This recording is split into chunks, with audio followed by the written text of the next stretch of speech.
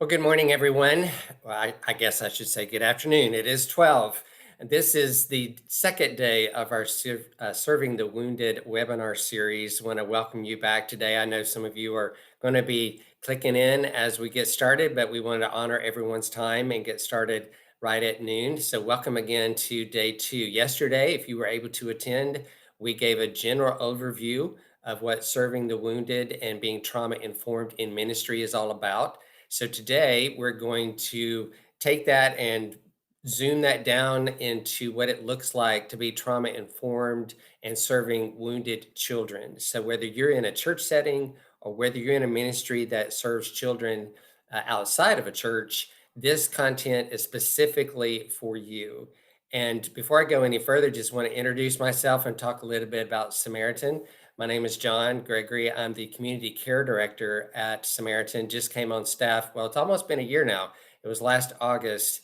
And my role is to help us as a counseling center create more partnerships within Sarasota and Manatee County, and then provide services like this webinar series. And my background before coming to Samaritan was being in your role as a church staff member. I did that for over 20 years. Amanda mentioned yesterday that she's one of our panelists today. She's a PK, I'm a PK. So I've been in church all my life. And as I've been around Samaritan as a board member and now a staff member for the last 4+ years, I've learned lingo that I didn't know before because I'm not a professional counselor, don't have that education in my background. So when I started hearing the term trauma informed, at first I was like, well, I'm sure I know what that means. But the more I looked into it and the more I listened, I realized I did not know what that meant. And as I looked into it, it became quite clear to me that my background as a church leader, I had never been presented with this type of information and how helpful it would be to have it.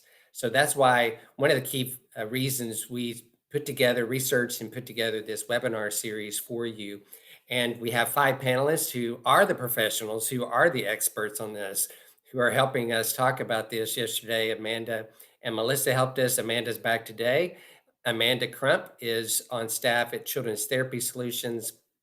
She is a TBRI practitioner, which is a trauma informed practice. And so she's been doing this quite a while and puts this in practice, of course, with her clients there at Children's Therapy Solutions. So she's with us today. And then today, our other panelist is Linda Martin, who is a licensed mental health counselor on our staff at Samaritan and has been working with kids and adolescents for a long time and has recently gone through some deeper training herself for trauma ministry. And we're going to talk about that a little bit at the end of our session today and hopefully be able to have enough time to show a video clip about a program that she's now involved in. So I want to welcome them in. Before we get too deep in our conversation, just some highlights about how to engage us today. You see a chat box at the bottom and you see a Q&A. Our co-host today is Lori. So Lori's sitting over there waiting for you to engage her in the chat box. Put anything you want in there about where you serve, any questions you have, any comments you have as we go through today's content. And at the end, we will do a Q&A opportunity for you. So if you have questions you would like us to specifically dive into a little bit, if you have an illustration of something going on in your ministry that you would like us to sort of debrief you on maybe, or give you some thoughts about how to do that, that's the kind of thing that we welcome you to engage us today through the Q&A and through the chat. So I think I've hit on everything. Well, one other thing, the PowerPoint that I'm about to start sharing with you, we will share that with you after tomorrow's final day, and you'll be able to see the opportunity to see all the resources and see the PowerPoint as well. That'll be shared with you. So I am going to now start sharing our screen and get us going on today's content. It may, we may refer back to some things that you didn't see yesterday, but I want to encourage you to, if you, by the way, if you didn't see that yesterday, I can give you a link to the YouTube video where that is posted as well. And you can watch that yesterday, sort of play catch up. We're going to begin today by looking at this quote from Hope Rising, which is a book we are going to reference on all three of these episodes of our series. And this quote says that trauma is about the loss of imagination, which results in hopelessness. So, as we were thinking about putting this content together today for children, what an interesting way to start our conversation that whenever a young boy or girl experiences trauma, gets some woundedness in their life, the thought that that's when they lose imagination and start moving toward hopelessness, it's very impactful. And that's why we want to jump in today and understand how trauma and woundedness does impact kids. And yesterday, Amanda helped us by talking about, we had one slide about how an experience of trauma impacts the brain and all the senses in the brain and how it stores that. So today we want to talk a little bit more about the impact of trauma on the brain and start here first with this slide that talks about human brain development. So I'm going to invite Amanda in, and Amanda, ask you to just sort of walk us through what this slide is teaching us about brain development for young boys and young girls. I think this slide really just gives us a visual of how elaborate our brain development actually is and some of those peaks of development. So we can see there from conception all the way to entering adulthood. So you see the peaks and kind of the curves of traditional development. And so I think the thing that we highlight here is just how anytime you experience trauma along that spectrum, it's going to interrupt the development that would naturally be occurring. Um, and so actually on the next slide, if we can go to that one, John, I think here it correlates directly to that spectrum that we just saw. So just a brief review from the things we discussed yesterday. When we're thinking about the brain and the picture that we see there up at the top, really our brain can be divided into two areas.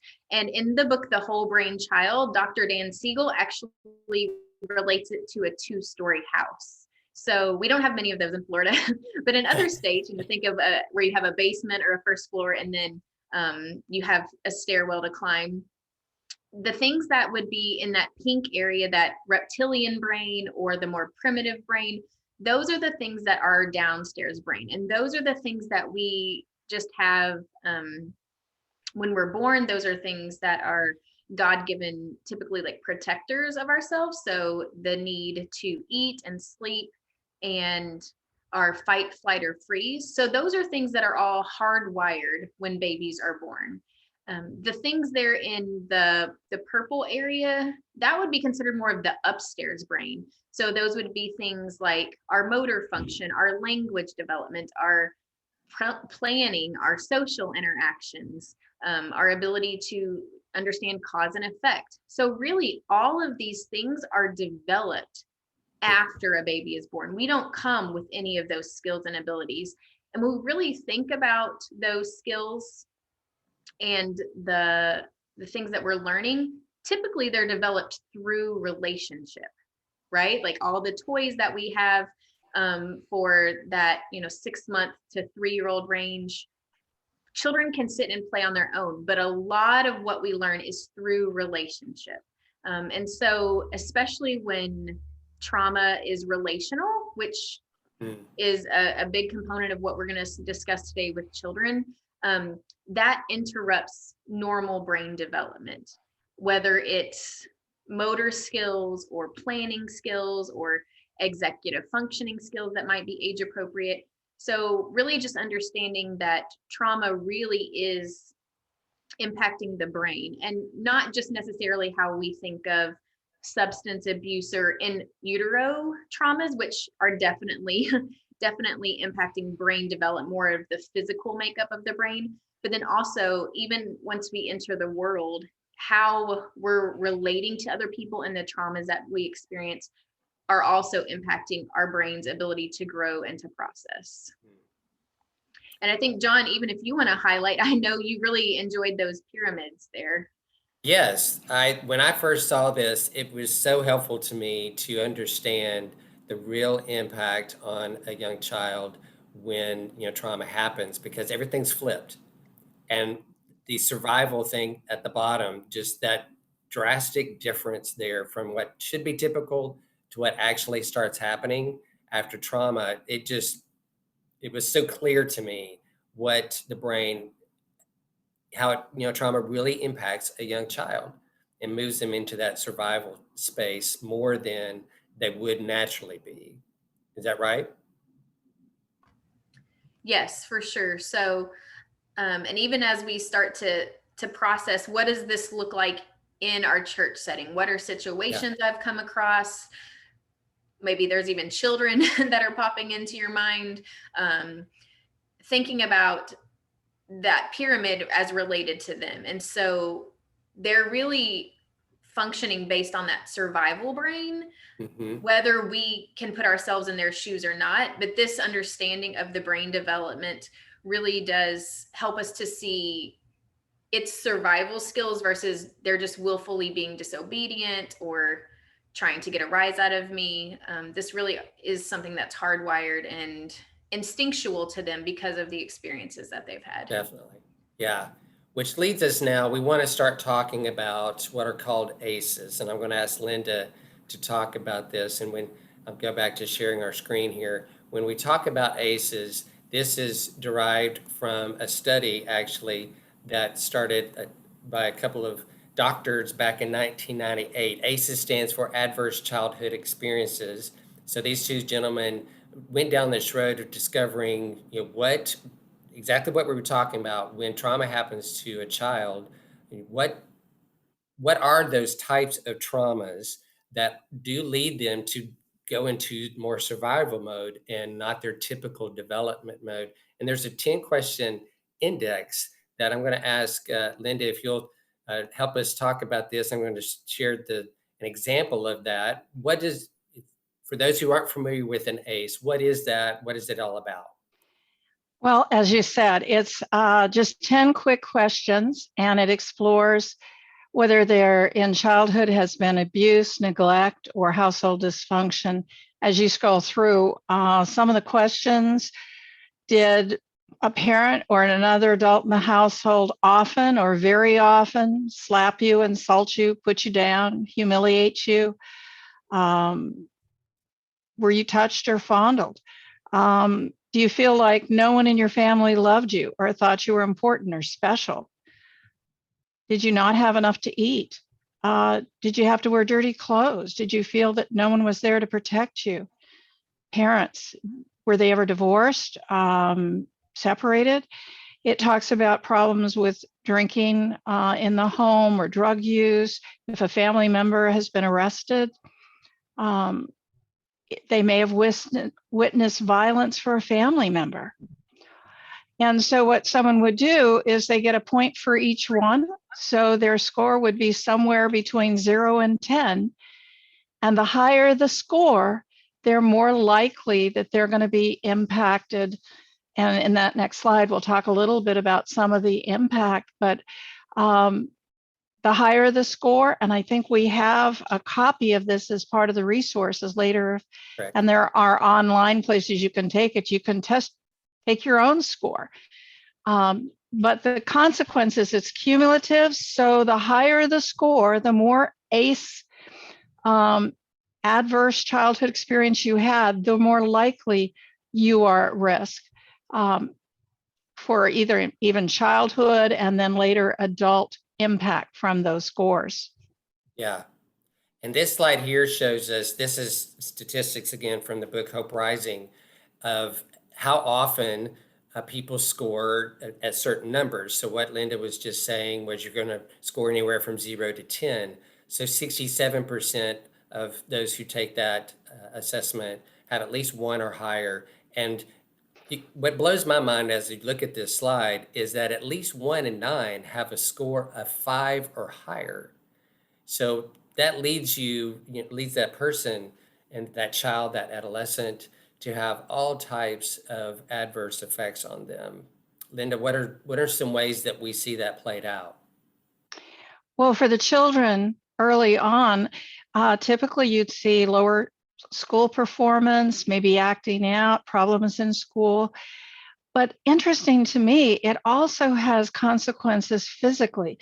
Children are more likely to have viral infections, asthma, dermatitis, intestinal urinary tract infections.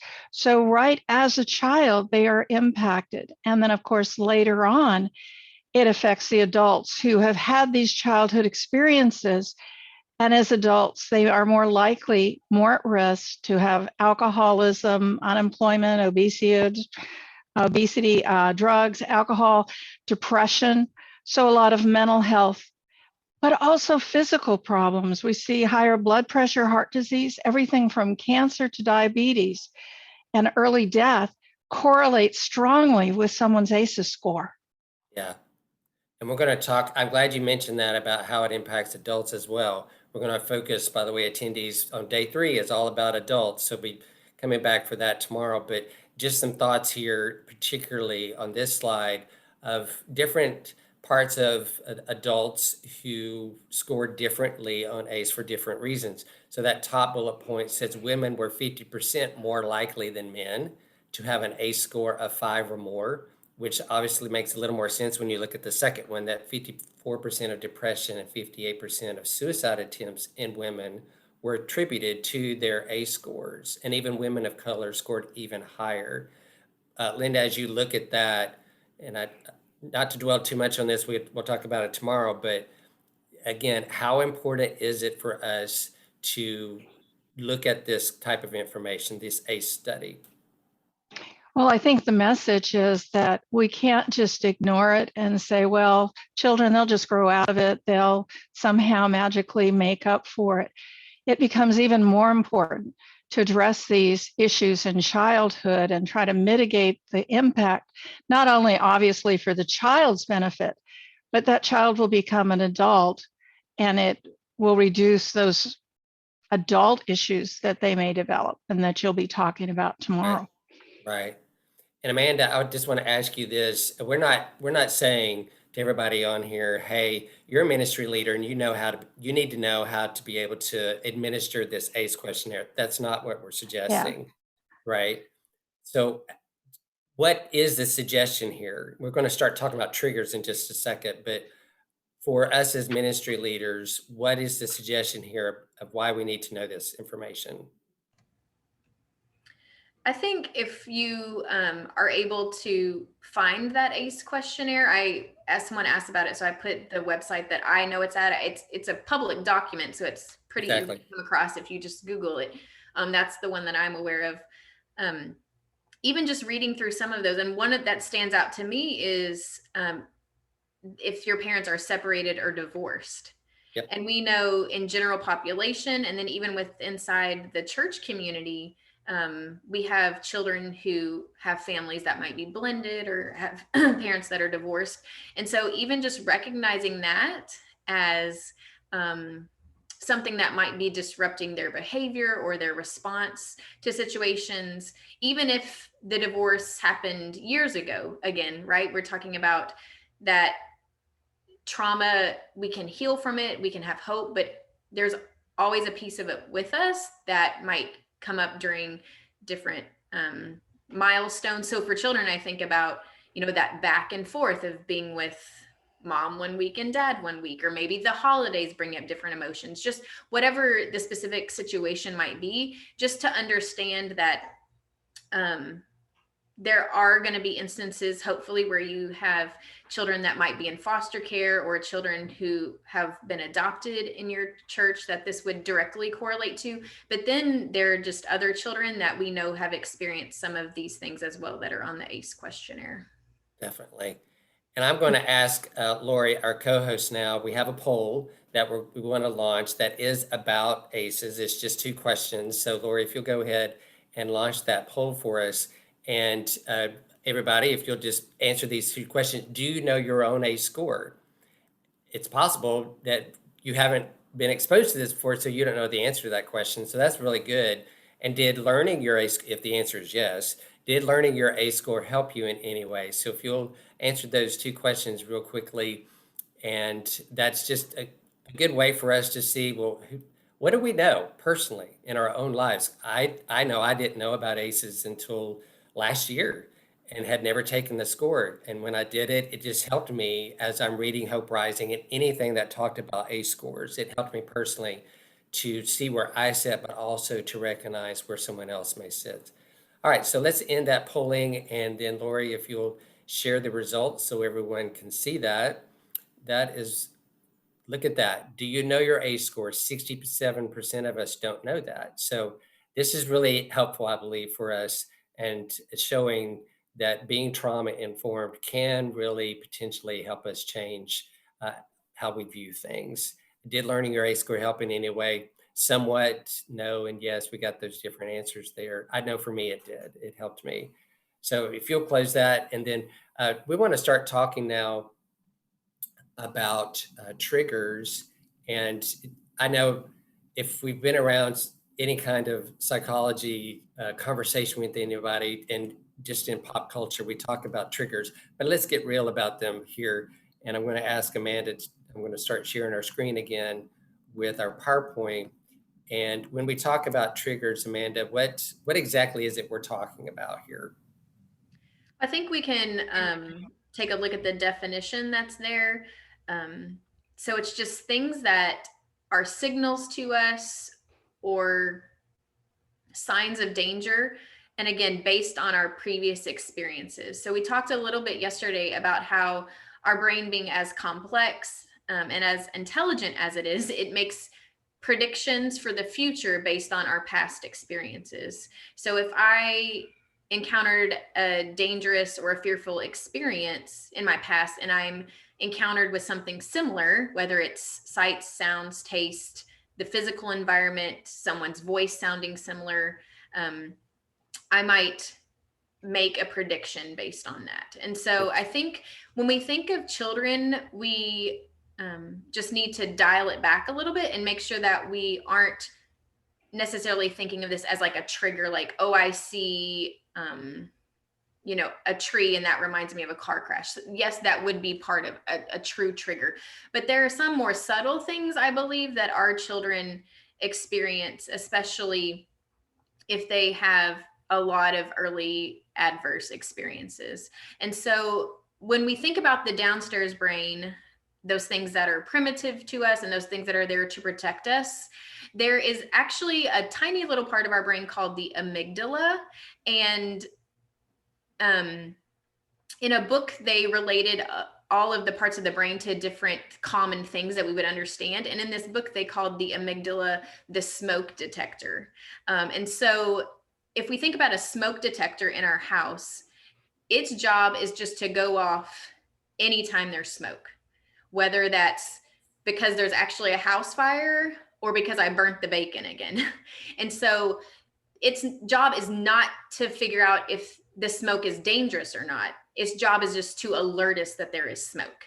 And so I heard someone correlate that to some of the children we work with. Mm-hmm. So they might be in situations, even if it's following a schedule, like we're going to do this, this, and this, and we're going to line up and come to the table and hear our Bible story. And for some reason, that triggers something in their brain. It may be a fearful experience they had, and it may just be simply that they don't like the feeling of not being in control of what's happening in their surroundings. And so that's one thing I've really had to learn when I'm working with children and families, is that sometimes it doesn't make obvious sense to us why the child is disruptive or why they're throwing a tantrum all of a sudden or what upset them. Sometimes it's not obvious to us, but just understanding again that it's going back to that survival and being able to see their behavior through that lens. Yes, and this next statement, I think you just hit on this, and interesting there in the middle of this statement here about the fight, flight, or freeze response. I don't know that I've never really thought too much about that from a children's perspective. I think more about that from an adult perspective, but it just makes complete sense what you just said, that they do it, they just don't know that they're doing it. Mm-hmm. Is that right? Mm-hmm. Yeah, and sometimes we do see it, we just may not correlate it. Think about a child. If you do say, okay, everyone put down your toys, come sit at the table, it's time for our Bible lesson. You have a child who throws the toy and then goes and runs and hides under a table in the corner, right? So he, in his own way, was kind of flighting from that situation that you presented to him. So I think it looks different in kids versus adults, and that's why I think we got to put our thinking caps on today. Yeah. Linda, that top sentence on this slide says triggers are all about one's perception, experienced as reality. I'm sure that you've seen that with many of the kids that you've worked with over the years. Any thoughts you have about triggers before we move on? No, I think it was well covered.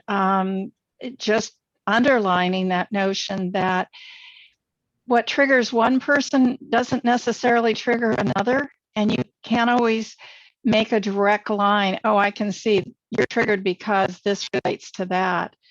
Right. So it just encourages us to kind of, as was suggested, put our thinking caps on, think about, rather than being reactive, try to be the grown up in the room and think about what is that about, rather than they're disruptive. It's making it more difficult for me to manage the others who are in the group. Yeah, that's Right. my thought on it. Yeah. And now let's move to continuing on what you were just saying, what both of you were just saying about lessons that have been learned from working with wounded kids. Y'all have already given some suggestions. This list here is coming from the book Hope Rising again. And they've got, 7 bullet points here that they suggest of things that they've learned of how to work with children who have had Asperger's childhood experiences. And as you look at this, Linda, I know a couple of these are probably really hot topics for you, but which ones stand out to you that these are really good lessons to take with us? Yeah, I think that I would include, especially that call everyone by name. All of these are good. Music, art, drama. I find kids work really well with art activities, and it doesn't take artistic skill. But even in this virtual world, I'll have young people I'm working with have a pen or pencil and paper and have them draw, and often they can draw what they can't verbalize. And I would add to this, I do stand tray work with young children and adults as well. But with sand tray, they're asked to take miniatures and kind of put out the family dynamic. And when they choose like the Queen of Hearts to recommend, stand in for mom, that gives me information. And I think it's important, it's not mentioned there, but one of the things we can do is get on their own level, make eye contact, not be distracted too often. And I know in households, everybody today is on their phone, or they go out to dinner and I'll look over and see a family of 4 and everybody's on a phone. It's really important to put the phone down, make eye contact. And that's what makes someone feel important. It's subtle, but it makes a huge difference. It's the message, you're important enough in this moment that nothing else is nearly as important. That's awesome. Before we get to some suggestions of even more practical things that we want to end with today, want to share an answer to a question. Amanda's already sort of alluded to it, but what is the actual need of the children that you're serving? And this statement comes from a different resource we haven't referenced yet, Dr. David Cross, who's with the Karen Purvis Institute of Child Development. And I really wanted you to mention this, Amanda, because when you and I were initially talking about the content for this webinar series, you mentioned about the difference between survival strategies and willful disobedience. So can you speak to that? Yeah, I think I'm going to read this. And this actually, the Karen Purvis Institute of Child Development is where the approach I'm trained in originated. So this is where TBRI is from. It's out of Texas Christian University. So it says, seeing the need is changing your frame of reference so that you realize that these aberrant behaviors are survival strategies rather than willful disobedience. If you look at your child's behavior through the lens of his history, his actions make perfect sense. Understanding attachment and any deficits in early development also helps us to see the need behind the behavior. I think oftentimes we label children as they're doing something that's attention seeking. They're trying to get my attention. It's negative behavior. But if we can reframe that and really think about connection, that they're connection seeking. And so when we have an encounter with a challenging behavior, that's really that split second where we are able to decide, is this a child who is willfully disobeying what I'm saying, or are they just living in the survival skills that they've acquired? And once we make that decision, that determines really how we respond to the situation. So if we have a child, let's say, who's being disobedient, and we see that as just willfully acting that way, we might respond with a harsh tone, a severe punishment. Maybe they have the loss of a privilege. Those are all things that might be the repercussions if we see it that way, versus if we see the child is just doing the best they can with the skills they have and they're really looking for connection. Then we might respond in a different way, where we offer them choices, or we sit with them and give them a moment to calm down before we discuss what's happening. And as we get further into this, sometimes that is challenging for both parents and for professionals, because it feels like we're just letting them get away with things. And so just really reframing our mind that they're seeking connection, because a lot of the traumas that they've experienced, the adverse experiences they've had, are relational. And so Dr. Purvis, who we mentioned her institute, passed away a few years ago, but she also said that when we have relational trauma, the only thing that's going to repair that is relationship. And so I know that leads us into talking about the positive ACEs as well. Yeah, we're going to get to that in a minute. That's just really good. And I just want to encourage everybody to tune in again tomorrow, because we're going to keep tying all this all together based on wherever you are in life. And we have some bullet points that go along with what Amanda was just saying regarding adults as well. Excuse me, getting back to our slides now, I want to start giving us some thoughts about some particular ways to engage the kids that we're adding to. We just keep adding to it as we are talking here. This is a slide that we showed yesterday. We're going to bring it up again tomorrow. Just some questions to have in your pocket of how to be a good listener. And Linda, I'd like for you to touch on these questions based on the fact, we're talking about kids and adolescents today. How would you encourage us to use these 3 questions? I think this is in the context when someone comes to you, you may be a youth worker or a pastor, and sometimes people avoid going into the trauma or trauma healing because their fear is, I don't know what to say, I don't know how to respond. And these are 3 great questions when someone is trying to talk to you to ask. Just let them share what happened, and they'll tell you as much or as little as they're ready to. How did it make you feel? And really interesting, this question, what was the hardest part for you? I think that kind of forces someone to prioritize. And I was in a crisis, and that question was asked to me, and it was profound because I hadn't really thought about that. But both with children and adults, this is a great way to start, and that just listen. There is power in telling the story, and the more opportunities the child or the adult has to tell their story, that can be really helpful. That's really good. And not that we have to say these exact words, because if you're talking to a 7-year-old, you might word it a little differently versus a 17-year-old, I'm assuming. Is that fair to say? So this is really helpful. And the hashtag just listen. Want to reiterate, we're not saying pastors have to and ministry leaders have to be the trained professional. This is just a tool to help you just be engaging and put yourself in listening mode. And as we do that, we now want to talk about what empathy looks like. And these couple of thoughts are coming from the Trauma in America report that we referenced quite a bit yesterday. And as we talk about a couple moments here about empathy, we're going to touch on this again tomorrow as we talk about serving adults. First of all, that they mentioned that there can be barriers that we need to be aware of as we do something like ask those questions, barriers that keep us from being empathetic. Linda, as you look at these three assumptions, being in a hurry or making it about us and what we know, what are some barriers, or how do these play out for us? I guess is a good way to ask that question. Yeah, I think for assumptions, we've talked about everybody's experience is different. Even two people with the same ACEs scores, it's coming from somewhere else. So we've got to be careful that as the listener, we're not assuming we know what they're feeling. And it's easy to think, oh, it's a child, they'll get over it, or it's not a big deal. It may be a very big deal to them. And we don't know how much resilience they have.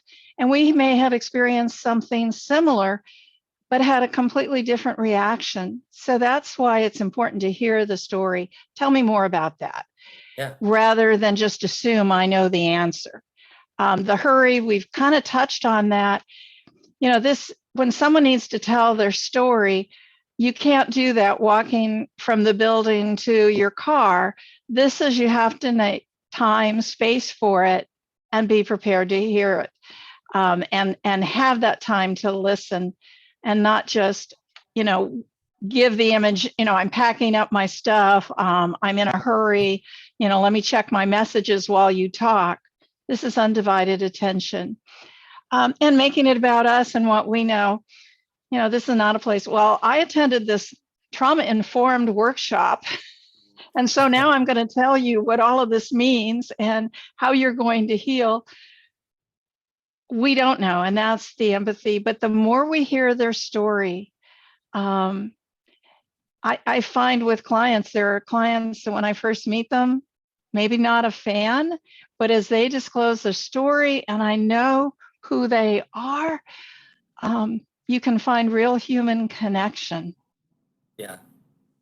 And I'm going to put myself back in the role of a pastor and ministry leaders. We can get so task oriented, and if your personality is bent to be task oriented, I'm going to encourage you to really sit in this empathy lane, because I'm task oriented, and I'm sure in the past I can just think of different scenarios where I was not near as empathetic as I needed to be because I was so focused on the task more than the person, more than the relationship, and making that connection. And I missed it. I missed opportunities there. And this is what being trauma informed really is more about. So, one other thing here about empathy. So, that was the barriers. And Amanda, if you'll share with us about ways that we can be empathetic, here's some good suggestions. Talk us through these things. So I think we can see that list there. If we are having that dialogue, with a child or an adolescent, just paying attention, not just to the words that they're saying, but to their body language and more of those physical attributes that they're sharing with us. That way we can really lean into the story and listen to what they're saying. I think about this in the context of smaller children, though. We might not have the chance to have that dialogue, and it may not even be appropriate based on, some of the experiences that they've lived through. But really just being able to see how they're responding to some of the situations that we're presenting them. If they're getting frustrated or if their body language is changing or their facial expression. I think this really relates to what you were saying, John, in a different way. One thing we think about in TBRI is just setting the bar appropriately. And so again, sometimes we get really task oriented. These are the things we were supposed to get accomplished today during Sunday school. These are the things that we're supposed to do because we're here at church, right? And obviously we want to be respectful of that, but we also need to set the bar for what's appropriate for our child at that moment. And that might change each encounter you have with them. And so instead of being so task oriented about these are the things we have to get done, this is our checklist, really just being able to sit with them and to take the feedback, not necessarily words, but the feedback that they're giving you about how they're feeling in that situation, and being able to change what the expectation is for that activity or your time together. Yeah, there's so much we could talk about here. We got one more other thing to share with you that we received during another webinar about trauma, It actually was interesting. Dr. Abraham Salinas, USF professor in the psychology department, was part of that panel, and it was actually talking about trauma inside the justice system, how those two impact each other.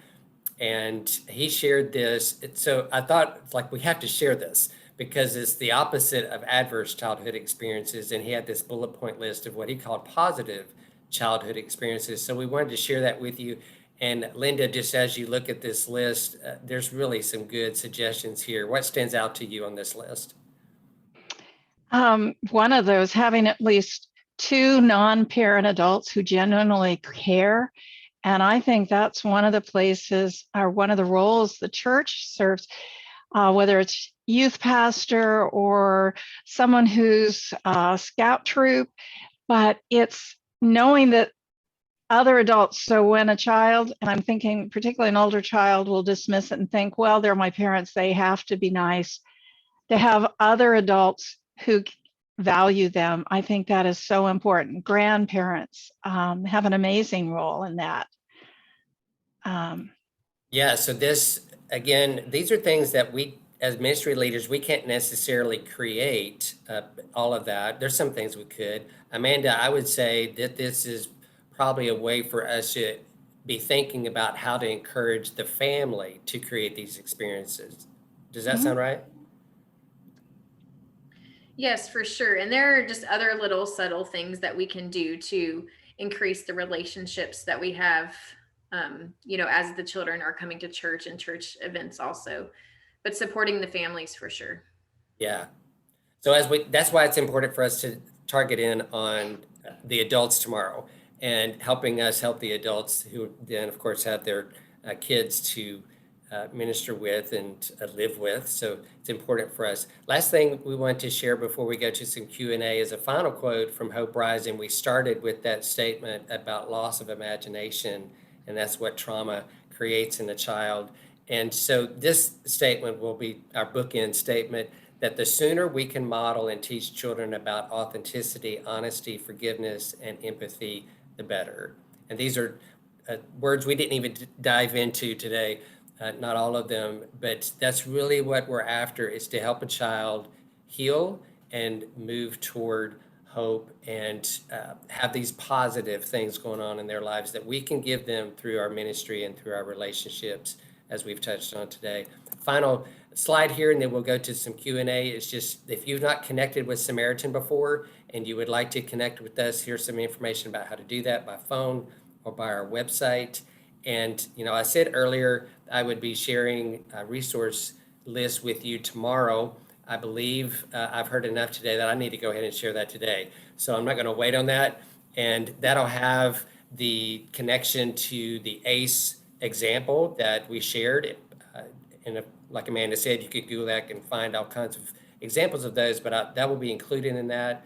Amanda mentioned the book, The Whole Child, and I will have that in that resource guide for you, as well as all the email addresses for all of our panelists. Today you have Linda and Amanda, so you might want to reach out to them just for more discussion. Maybe even ask them to come and make some presentation. You could use this video as a presentation and that's why we created it.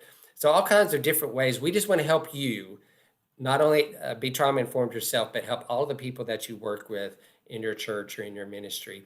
So let's take a moment here and see what we got in our Q&A. Maybe, Lori, if we've had any questions. I haven't been following the chat box, but if we got any questions from the chat box, and let me open their Q&A. We have one question here that I'll throw out to Linda and Amanda. It says, is there a way to mitigate the trauma caused by ACEs before the person becomes an adult? Amanda, do you have an answer to that? I think definitely you have supports here through Samaritan counseling. So that's a great way just to help a child be able to process some of the things that they've experienced, depending on what situation they're in. If they are in foster care and or have been adopted, there are other supports that might be available to them through the Safe Children's Coalition.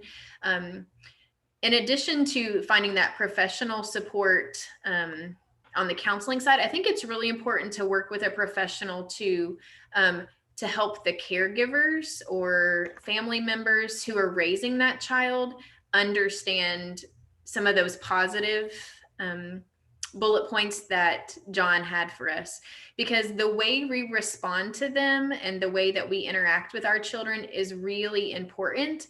And as you've learned, just a few examples today, again, we didn't go too deep into it, but typically when you're working with children or raising children who have these early childhood experiences, the way you're going to parent them is not like traditional parenting. We are going to offer choices. We're going to give them voice through different opportunities to express how they're feeling. We're going to share the control of different situations. And it really does take some time and some studying to learn how to do that as a parent, because even as parents, we're typically not hardwired to do that. And so there are other supports in our community to Bridge a Life is actually how John and I got connected for families who are foster and adoptive families. And there's also an annual conference that we hold for foster and adoptive families. That's a webinar like this that's international. So there are a lot of different supports, but I think knowing to start here through Samaritan counseling and just where to reach out is how you're able to make progress and get the knowledge that you need. Yeah, Linda, I want to give you a chance to answer that question as well. Yeah.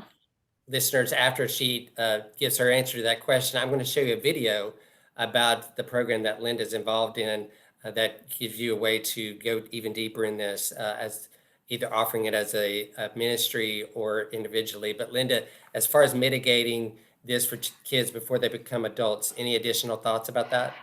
My only thought is that when working with kids, we've seen the statistics. You can assume probably most of them have at least one or two of these. So when putting together a program, you might want to present it for all the children with the thought that you're now trauma informed. Keep that in mind when you're putting together a program.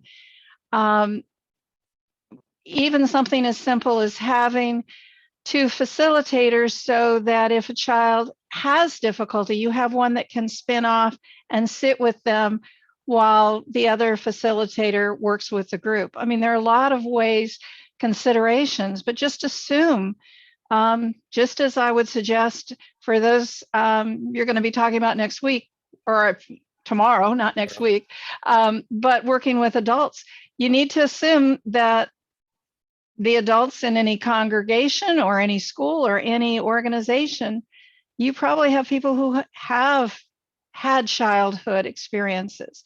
So kind of integrate that into your planning from the get-go. Yeah. And we talked about that yesterday. So just another reminder, hey, check out yesterday's recording if you didn't get a chance to do that. And I will include that in the information that I send out to you later. So right now, I just want to show you a short clip about a ministry called Trauma Healing Ministry for American Bible Society, which is the same organization that worked with the Barna Group to put together that resource, Trauma in America. So let's watch this and give you a little insight into what this program is about, what it offers.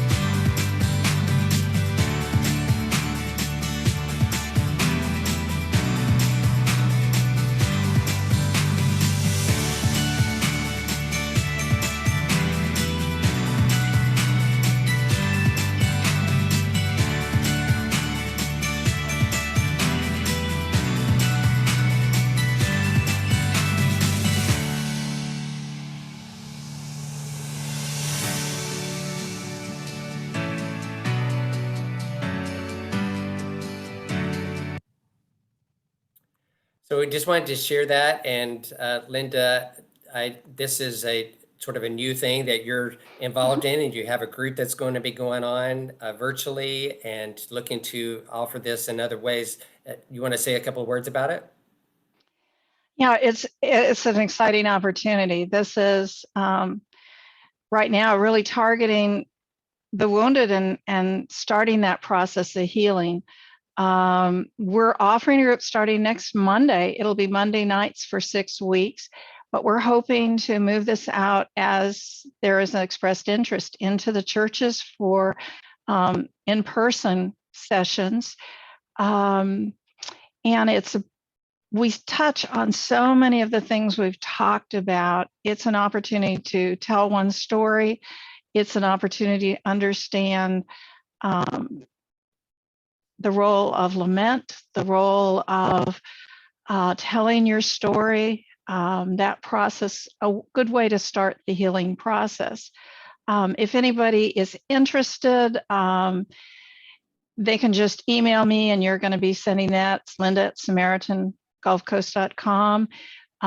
But it's also, if anyone sees a role for that in their church, they know someone who might want to be a facilitator, reach out and I'll give you more information. That's terrific. Now, of course, that program is not meant for children, but we're showing it No, today. no, this is, well, let me state that Okay. what we're doing now is directed toward adults, but there actually are programs that are pictures rather than written out. And there are programs to work with young children. Cool. So we go through that same process, but at an age appropriate level.